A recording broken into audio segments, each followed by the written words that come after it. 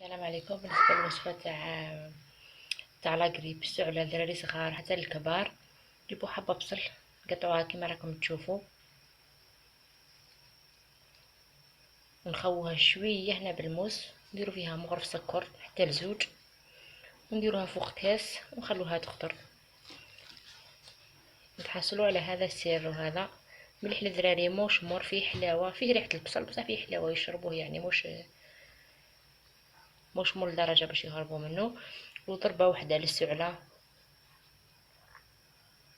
وربي يشفي جميع المرضى ان شاء الله.